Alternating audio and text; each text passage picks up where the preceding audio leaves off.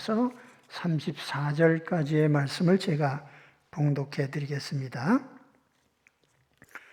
또 이르시되 우리가 하나님의 나라를 어떻게 비교하며 또 무슨 비유로 나타낼까?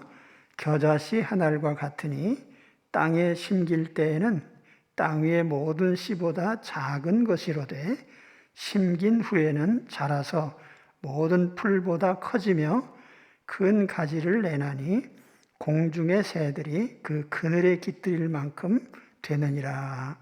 아멘. 겨자씨 한 알 같은 하나님 나라, 오늘 말씀의 제목입니다.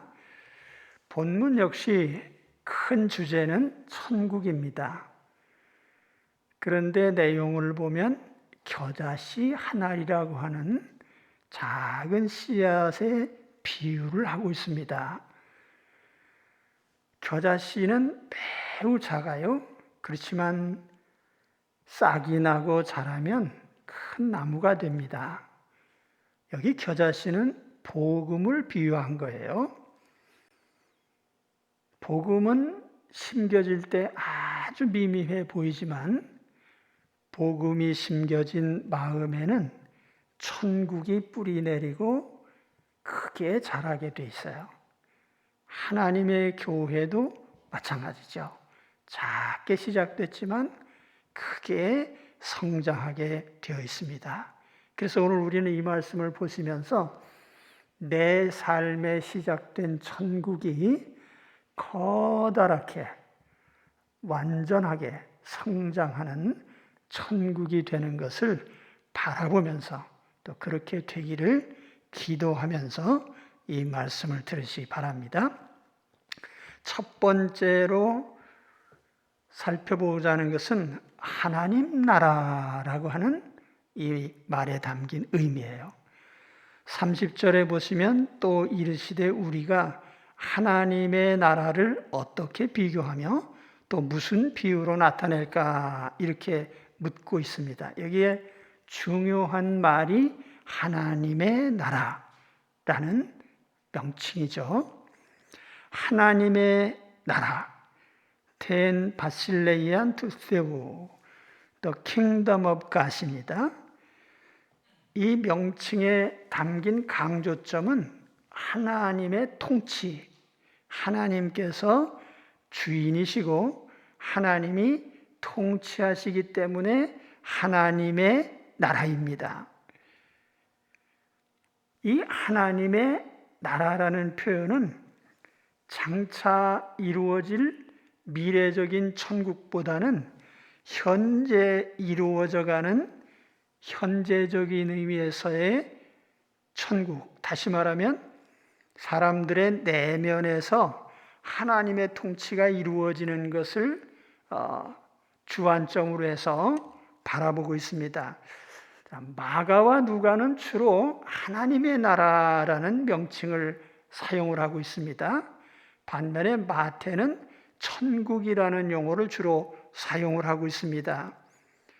이 차이를 먼저 좀 생각해 보려고 합니다. 하나님의 통치가 어디에서 이루어집니까? 빌라도가 예수님께 당신이 왕이요? 라고 묻고 예수님께서 내가 말하였도다. 그런데 내 나라는 지상에 속한 것이 아니다. 그러면 당신이 왕이 아니요? 라고 또 묻습니다.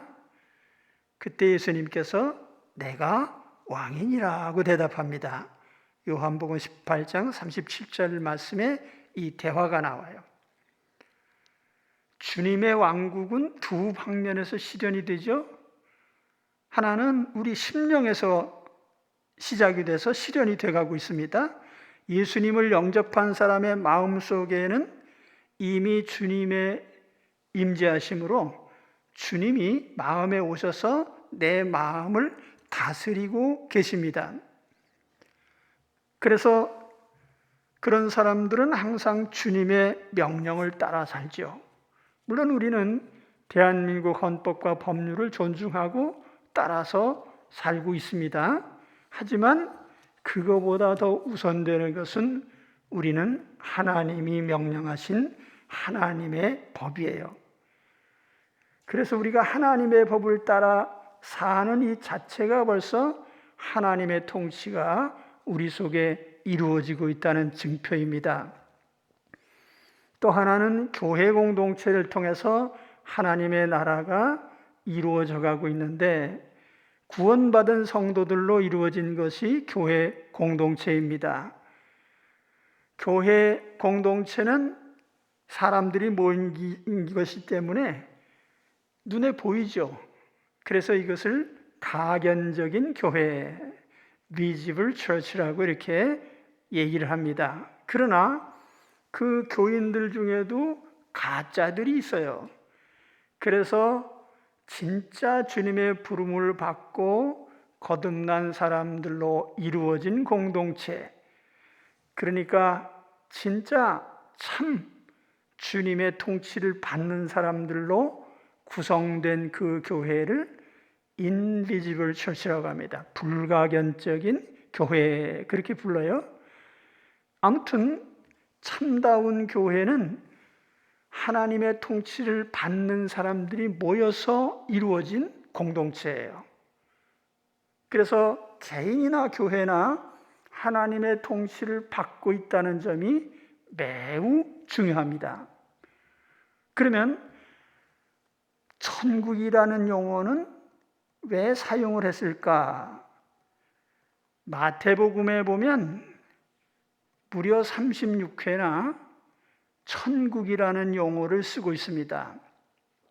천국이라는 건 우리말로 한 단어지만 원문상에 보면은 중요한 두 단어가 합쳐져 있어요. 하나는 바실레이아라고 하는 왕국이라고 하는, 또 하나는 우라노스라고 하는 하늘이라고 하는. 그래서 천국은 말하자면 Kingdom of Heaven, 하늘의 나라예요. 하늘에 있는 나라예요. 그러니까 지상 나라가 아니겠죠. 천상적인 나라를 강조하면서 하늘에 있는 나라, 지상의 나라가 아닌 하늘에 있는 나라. 그러니까 자연히 이 천국은 현재보다는 미래를 바라보는 명칭이겠죠. 그럼 왜 마태가 이 천국이라는 용어를 즐겨 사용했을까? 앞서도 잠깐 설명드렸지만 마가의 주된 독자는 로마인이고, 누가의 주된 독자는 헬라인들이고, 마태의 주된 독자는 유대인들입니다. 그런데 유대인의 내세관을 보면 현세적이에요.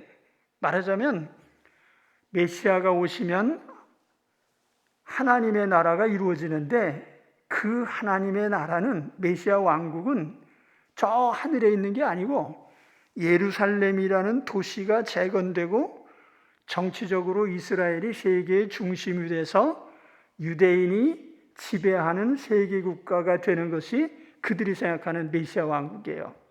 그러니까 우리 주님께서 말씀하신 천국은 그 개념이 아니거든요. 그러니까 마태는 종말에 대한 얘기를 많이 했어요.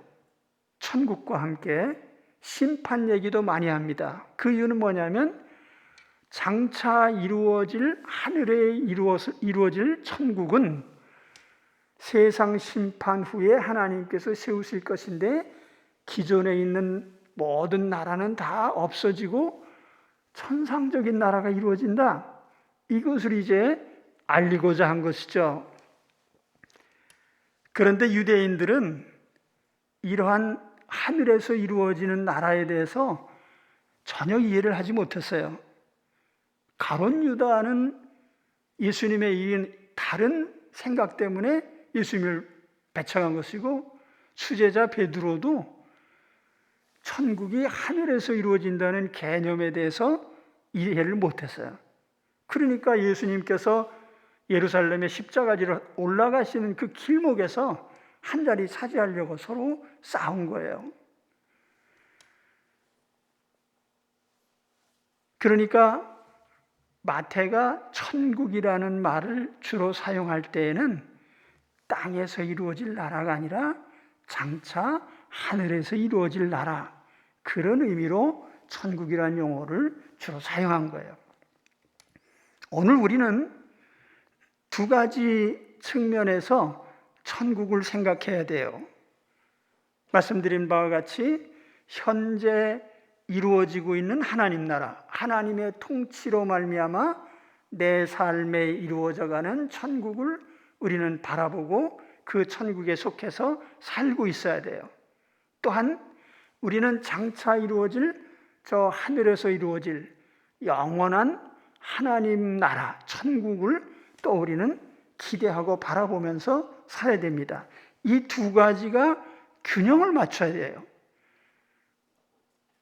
이 균형이 깨지면 신앙생활이 한편으로 치우치게 돼 있어요. 예를 들면 저 미래적인 천국에만 눈을 두고 사는 사람은 현세에 일어나는 일을 다 무시해버려. 그러다 보니까 현실 도피자가 되고 현세에서 내가 한 사람의 인간으로 감당해야 될 의무를 이행하지 않거나, 예를 들면 가정을 돌아보지 않는다든지 사회적 직무를 소홀히 한다든지 그렇게 돼요. 그러니까 극단적인 종말론자. 또 어떤 사람들은 반대로 미래적인 천국에 너무 관심이 없어요. 이런 사람들은 현실주의자가 되는 거예요. 현실에만 너무 매여서 세상 일만 관여하려고 해요. 하나님 믿는 사람이 하나님 나라가 최종 목표인데 현실에만 매여서 산다 그 말이에요. 그래서 우리는 이 두 가지 측면에서의 천국의 균형을 유지해야 돼요.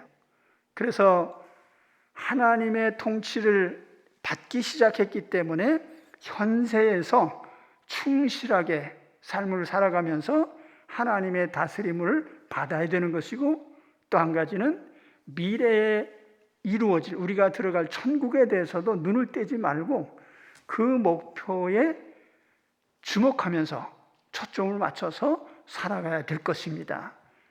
그래서 복음을 주신 목적이 바로 우리에게 이와 같은 천국, 하나님의 통치와 장차 이루어질 하나님 나라의 완성을 바라보면서 심은 것이 복음이라는 거예요. 자, 그 다음에 이 하나님 나라가 아주 작게 시작된다는 점이에요. 그것이 31절 말씀이에요. 겨자씨 한 알 같으니 땅에 심길 때에는 땅 위의 모든 씨보다 작은 것이로되. 겨자씨가 얼마나 작을까요? 우리가 통상 겨자 하면은 채소로 자라는 겨자가 있어요. 우리가 흔히 먹는 겨자는 채소에서 나오는 거예요. 1년생 작물이죠. 향신료로 쓰이고 야채로도 이용되는 그런 1년생 풀입니다. 그런데 성경에 나오는 겨자는 겨자나무라고 해요. 다년생 나무죠. 제가 1989년에 처음 예루살렘을 방문했을 때에 그곳에 거주하시는 선교사님과 함께 기드론 골짜기라고 하는 곳에 가서 겨자나무 씨를 받아왔어요. 씨가 아주 작습니다.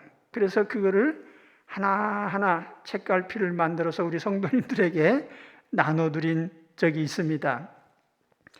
겨자씨는 작은 씨앗을 강조하는 의미에서 비유한 거예요. 그러니까 복음이 처음에 심겨질 때 흔적도 없어요. 복음이 심겨졌는지 심겨지지 않았는지 표시도 안 날 정도로 매우 미미하다는 거예요. 심령천국이나 교회천국이나 다 시작될 때의 모습을 보면 아주 미미하죠. 교회가 어떻게 시작되는지 보세요.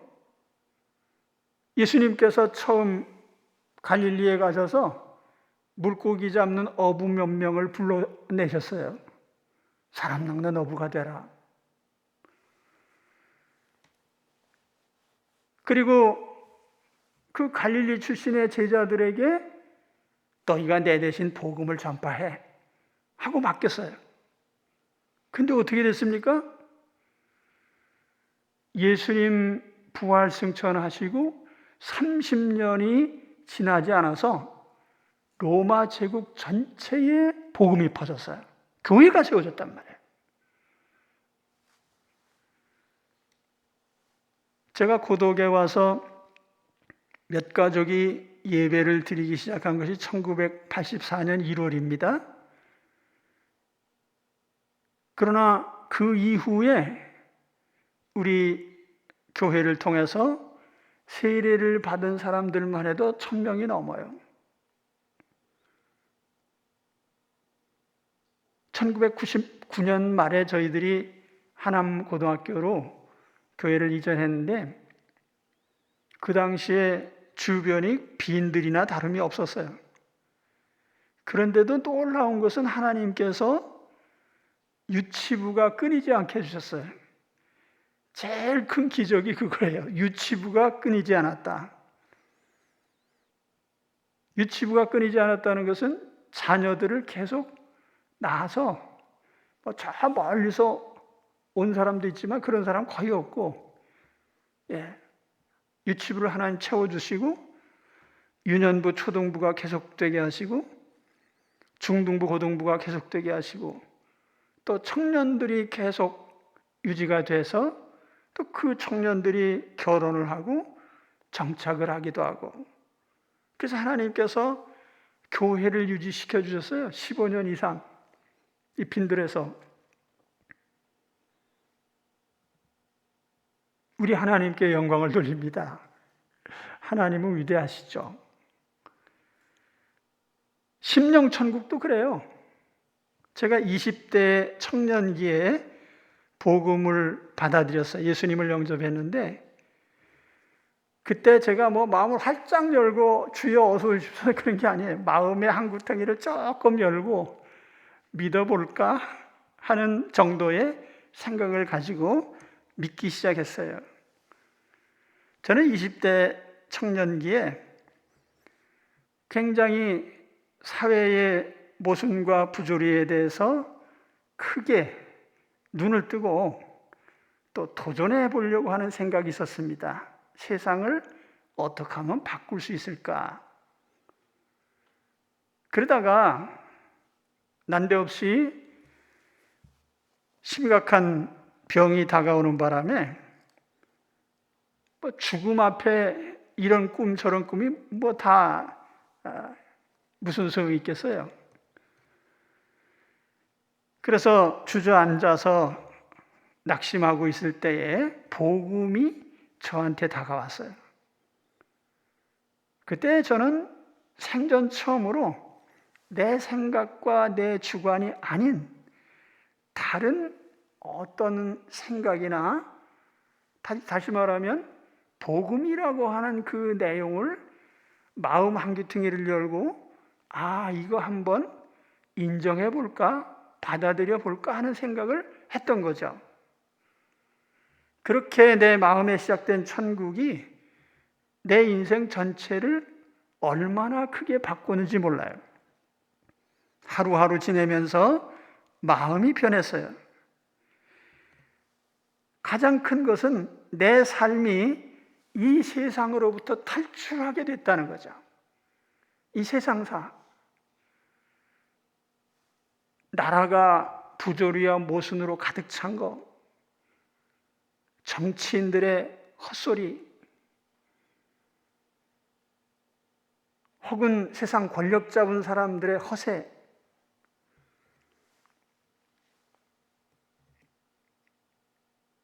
그런데 제가 성경을 읽으면서 깨달은 것은 인간 사회의 모든 부조리와 모순은 결국은 인간의 죄악된 본성에 있다는 거죠. 성경을 읽으면서 제가 제일 크게 깨달은 게 그거예요. 이념적으로 공산주의를 했든 자유민주주의를 했든 그 사회가 잘못되어가는 근본적인 원인은 인간 본성, 죄악된 본성 속에 있는 거예요. 이거는 인간 스스로가 바꿀 수가 없는 거예요.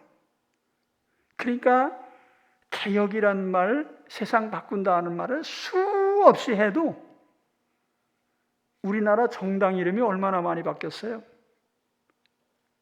그래서 예전의 정당과 무슨 어떤 점이 좀 새롭습니까?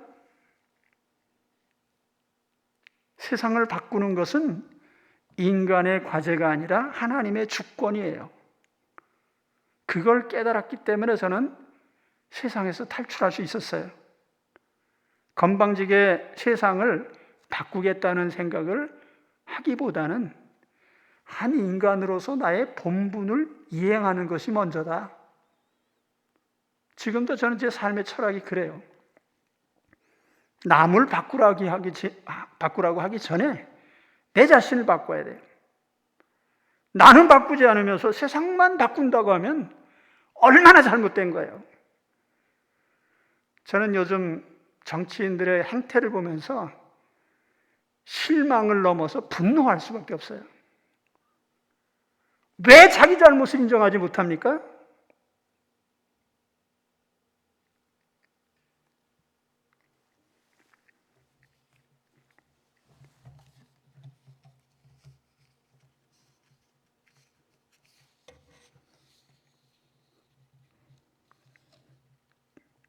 괜히 딴소리 했네. 제가 드리려고 하는 말씀은 내가 이 세상 살아가는 모든 삶이 바뀌었다는 거예요.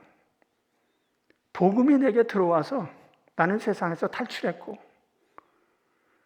이 세상에 미련이 없어요.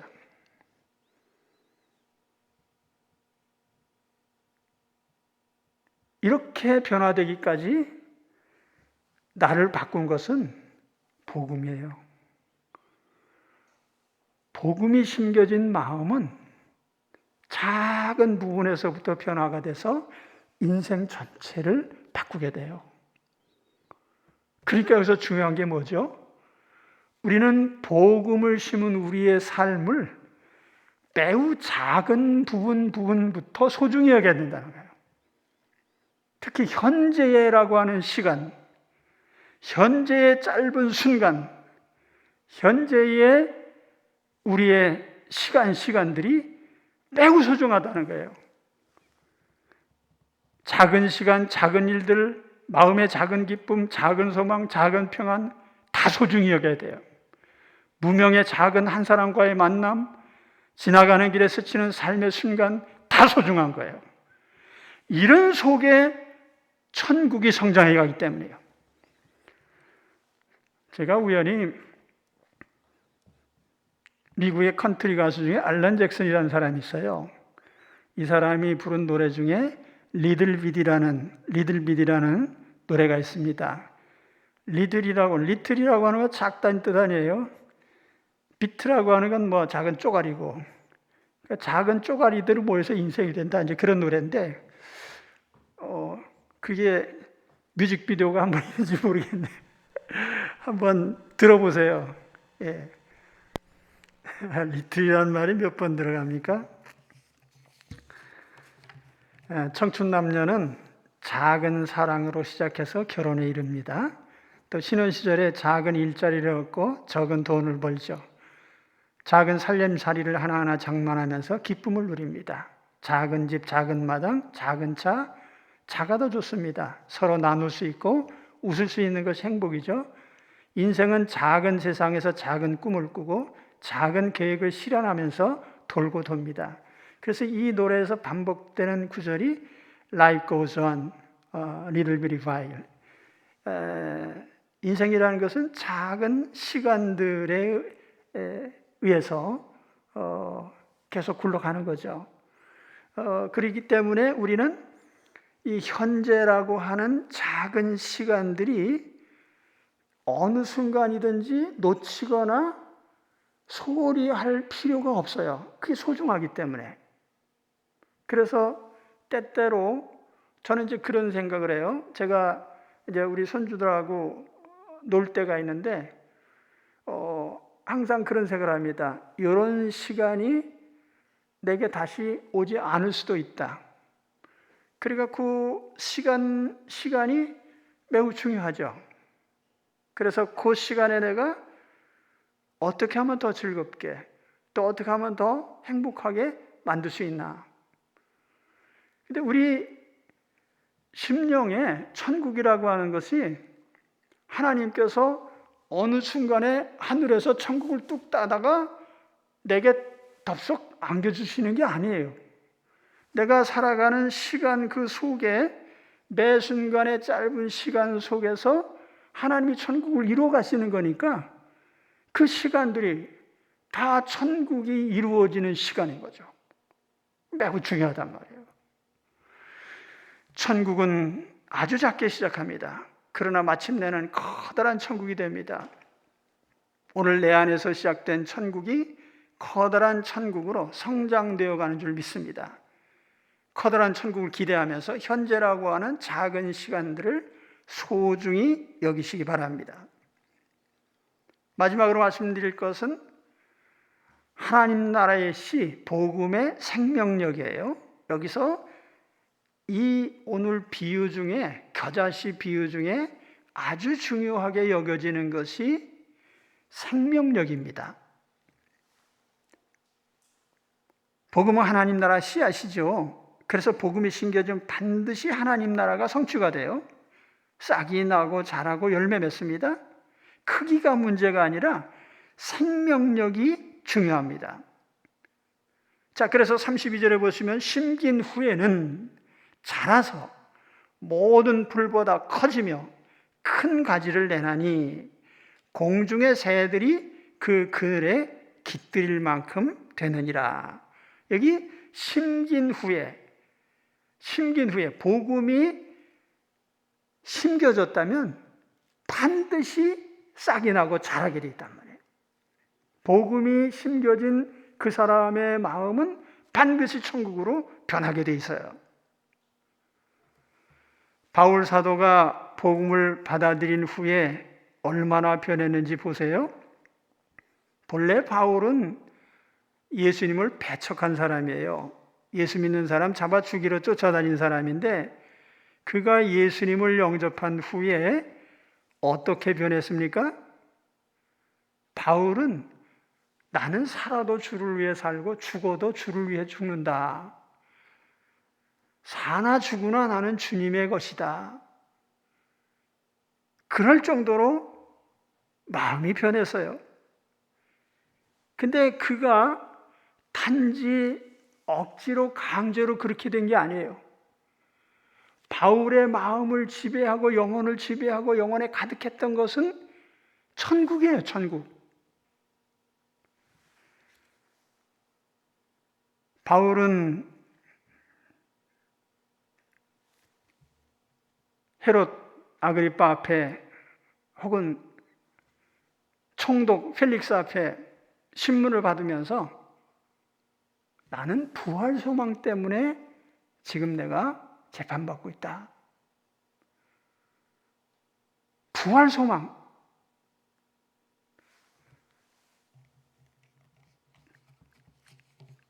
바울은 천국에 대한 누구보다도 많은 기대와 확신을 가진 사람이에요. 내가 차라리 이 세상을 떠나서, 몸을 떠나서 하늘나라에 가는 게 더 좋겠는데 사명이 있으니까 좀 더 살을지는 두고 봐야 되겠다. 어떻게 바울이 그 천국에 대한 확신을 그렇게 단단하게 가질 수 있었죠?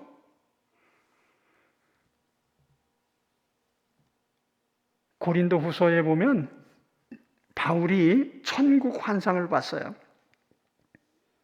그리고 그 감동이 너무나 커서 13년 동안 아무한테도 얘기 안 했어요. 만일 바울이 그때 내가 본 천국을 얘기했다면 바울 보고 미쳤다고 할 거예요. 그러면서 그는 그렇게 설명을 합니다. 이거는 말로나 글로나 인간적인 언어로는 표현할 수 없는 그 아름답고 멋진 것이 천국이다. 그것이 바울의 마음에 가득 차 있었어요. 천국에 대한 것이.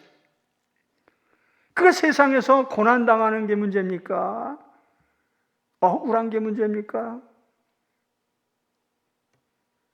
오늘 우리 모두에게 사도 바울과 같은 이러한 천국의 확신이 다 임하시기 바랍니다. 그런데 바울에게 천국은 미래만의 것이 아니에요. 이 천국 때문에 현재의 삶이 달라요. 현재 내가 살아가고 있는 한 조각 한 조각의 시간, 하나하나의 상황들 속에 천국이 시연돼요. 자, 미래의 천국이라고 하는 것도 미래에만 영향을 주는 게 아니고 그 미래 천국이라고 하는 것 때문에 현재의 시간에 영향을 주는 거예요. 그래서 바울이 뭐라고 했어요? 내가 지금 당하고 있는 고난은 장차 내가 하나님께 받을 영광과 좋게 비교할 수 없다. 그러니까 바울의 현재를 지배하는 그 모든 원동력은 바로 미래의 천국에 대한 소망이었던 것입니다.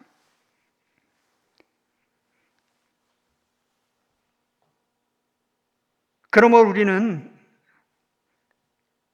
복음이라고 하는 이 순수한 겨자씨를 심어야 돼요.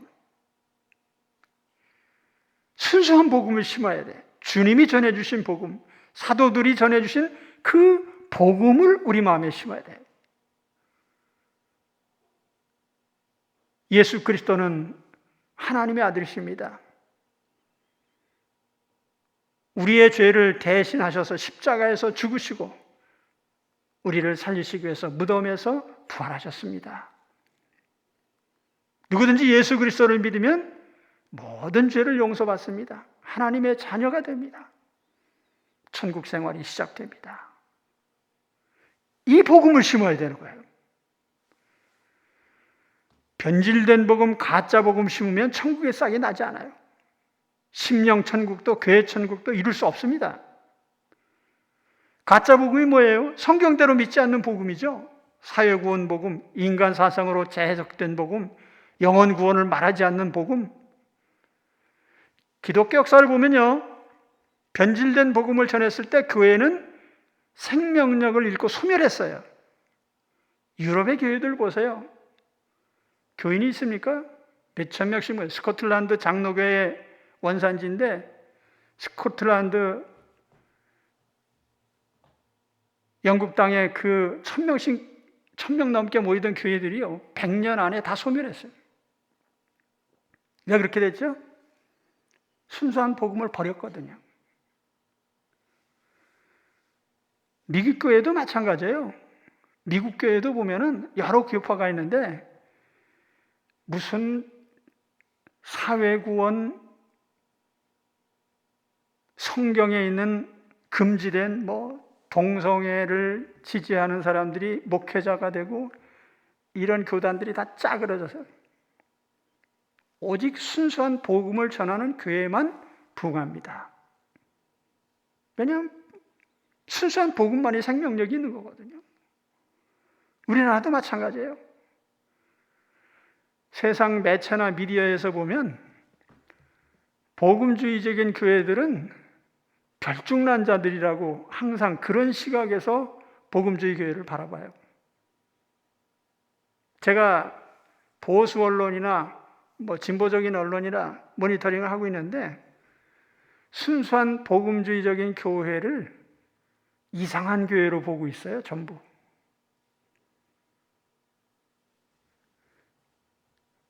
그러나 복음을 복음답게 전하는 교회가 진정한 교회예요. 왜냐하면 순수한 복음만이 천국을 세워주기 때문입니다. 사도 바울이 보고 사도 요한이 본 천국, 그 천국이 우리의 삶을 지배합니다.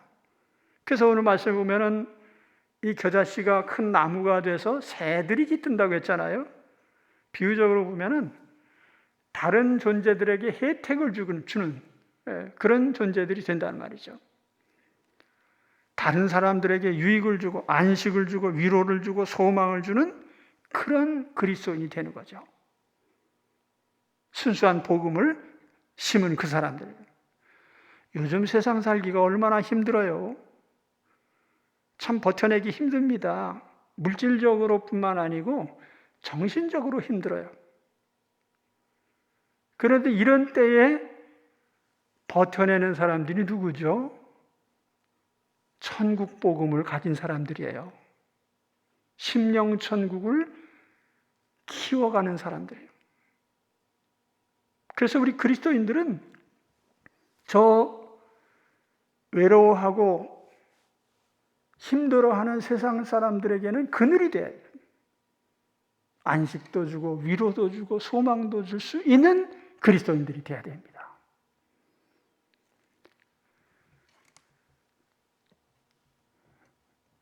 그래서 천국 소망을 가진 자가 이렇게 고백하죠.